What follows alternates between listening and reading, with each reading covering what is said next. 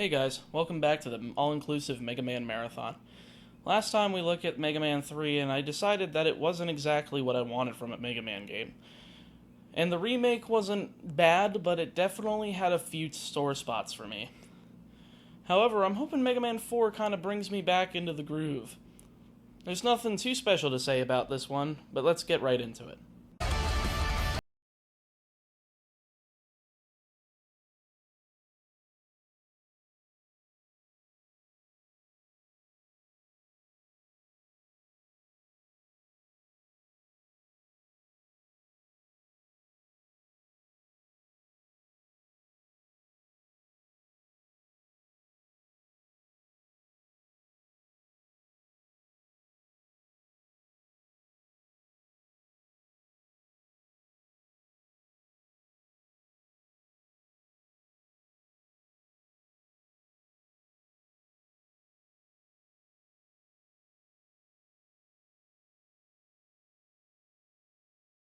So, Mega Man 4 actually bothers to give us a cinematic cutscene talking about Mega Man's origins.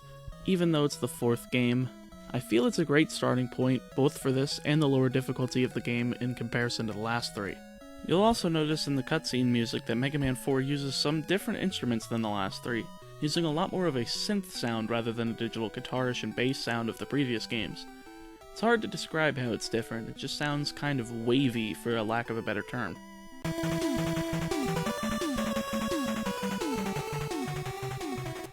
I like it a lot, but I don't listen to it nearly as much as I do the previous soundtracks.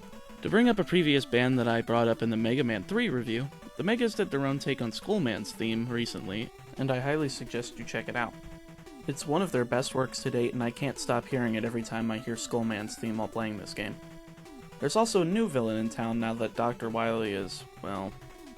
Okay, it's pretty easy to tell that Dr. Cossack isn't the main villain. Unfortunately, the story is pretty shallow thanks to that easy-to-spot villain substitute, though the inclusion of Cossack's daughter Kalinka as bait to make Cossack do Wily's bidding is a well-used plot device. It probably tricked some people into thinking that Wily wasn't the villain when this was the newest Mega Man game. Sadly though, we have 8 more games after this in the Classics main series, and every villain is Wily, so it's hard to think that nowadays, even if it's your first playthrough. Anyway, let's get to the gameplay itself. So, we have a new set of 8 Robot Masters, and I really do like these designs. They definitely tried to design them a little bit differently just so that they would seem like bots that weren't made by Wily. And they weren't actually, they were all built by Dr. Cossack, just repurposed by Dr. Wily for World Conquest. I always start with Toadman since he's so easy to take down with your default weapon, since his pattern resets every single time you hit him, not even with a charge shot, just shoot him with a dinky old lemon and he'll just start going down like a ton of bricks. However, you'll notice once you start in your first stage that Mega Man has his returning slide ability. However, as I said, just shooting him with dinky old lemons will work, but you can also use a charge shot, being able to blast through multiple targets at once and deal a ton of damage. This effectively replaced most of the weapons for me in this game. Since it's powerful, can hit multiple targets, doesn't take weapon energy, it's a perfect combination for someone as spam happy with his weapon as I am. From Toadman you receive the Rain Flush, a screen nuke for smaller enemies that can even glitch out the game and kill Wily, leaving you in a trapped perpetual void until you reset the game. Good times. You also get to see this sick weapon acquisition screen with this little beat that always makes me want to keep going and get every weapon just so I can see it again.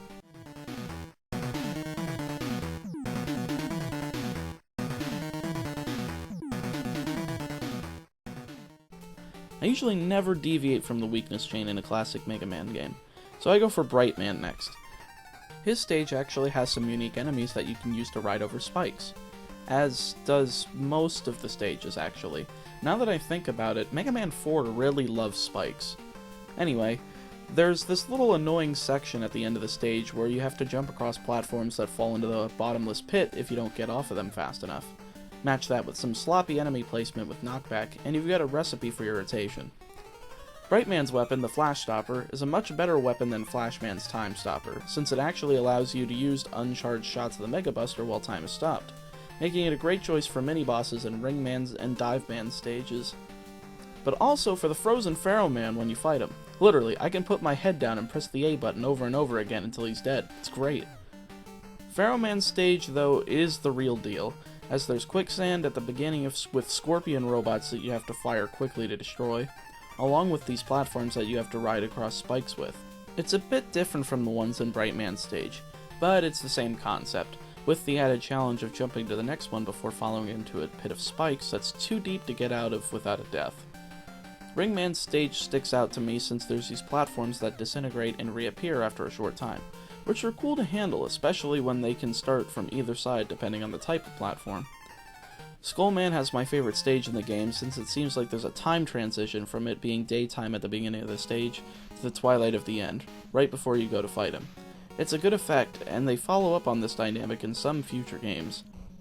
The skull barrier isn't really anything I use except for the weakness chain and to ensure I don't get my head smashed with rocks in Drill Man stage. Dive Man stage isn't really special either, it's just the water stage of the game, and the dive missile is yet another weapon reserved for weakness fodder. Same goes for Drill Man, though the drill bomb is definitely helpful for those 1 or 2 wily bosses that need it for its weakness, so at least it's useful for that, but still, weakness fodder. That's what I don't like about most of these weapons, it's that the Mega Buster just completely overshadows them and makes them uninteresting to use. They need to have some sort of secondary effect to be even relevant in comparison to the Mega Buster, because it just deals way too much damage. Such as Mega Man 9. Mega Man 9 did this correctly with many different weapons, such as the Hornet Chaser, which actually homed in on enemies, the Laser Trident, which could pierce shields. A few of the weapons in that game aren't amazing, but they do work. They have different properties than the Mega Buster, whereas Mega Man 4 only kind of does that with the Pharaoh Shot and the Rain Flush. Pharaoh Shot's able to produce 2 charge shots at once over your head and once to shoot out, making it a little bit more useful than the Mega Buster, and the Rain Flush of course being a screen nuke. So Mega Man fails in that regard in this game, but it definitely gets a little bit better heading forward here. We also get 2 new utilities for Mega Man to make stages easier.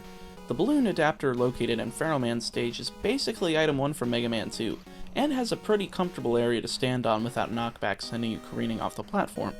There's also the wire adapter located in Dive Man's stage. I kind of see it as a 2D version of Link's hook shot from the 3D Zelda games, but I rarely use this thing since it only shoots straight up, basically only using it to get an E-Tank located in Drill Man's stage. I wish we had the ability to shoot it diagonally up, since if we could shoot it across stages like that and over bottomless pits, it would have been a really cool replacement for Rush Coil and would have been a really cool utility that Mega Man would have had even maybe in future games. But it is a 2D game and it probably would have broken the challenge. Mega Man 4 also gets a ton right over Mega Man 3, firstly being the extreme lack of sprite flickering and slowdown, even with the massive amount of detail. There's more detail on the screen than even Mega Man 3, yet there's no problems.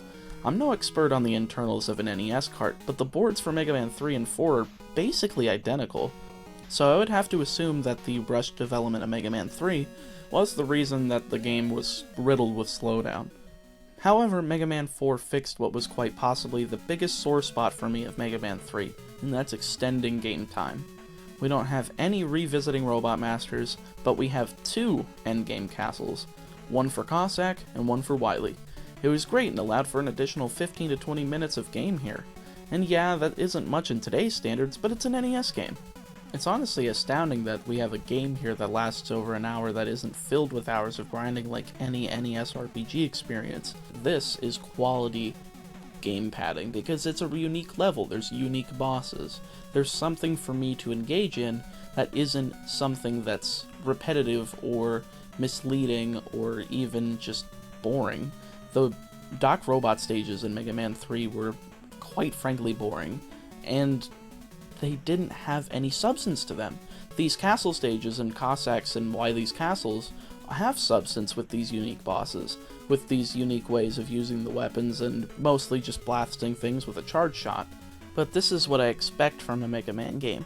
I expect quality and I expect unique ways and unique enemy placement to be able to challenge me.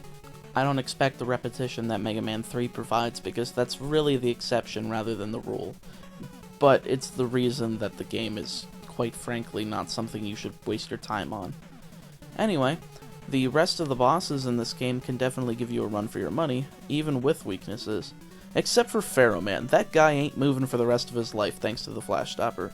It's just so entertaining that he can't move, he has to just sit there and take it, being scared for his life until, oh yeah, now he's just a busted bucket of bolts. Alliteration, my friends. Learn to use it wisely. Honestly, there's not really much else to talk about Mega Man 4. It's fun, yeah, it keeps the formula going, definitely. The Mega Buster is a great addition to the arsenal, but it's just another Mega Man game. It feels somewhat bland. And unfortunately, it's the same way with Mega Man 5, despite a few key differences that I'll get into in the next video. I hope you guys enjoyed this video, and stay tuned next time when we take on Mega Man 5. Thank you guys so much for watching this Mega Man 4 review. I know I missed my upload last week and that this upload was a little bit later, but trust me, there's some good things in the works that I've been working on to make sure that there's some supplementary videos alongside this. So, make sure you see all the links in the description. I got my Twitter, my Patreon, all of my different things, and if you want to really help support this channel, please click like and subscribe. That's really been helping. I saw the surge of subscribers I gained through the Professor Oaks challenge and that you guys really liked it, so I'm going to be definitely continuing that. I've been doing Omega Ruby and Alpha Sapphire on the side of Heart Gold Soul Silver so that I can continuously release videos with that. Due to the fact that Heart Gold Soul Silver has a problem that I didn't see coming, and I will definitely talk about in that video, but that's for that video. You guys have a good day and take care.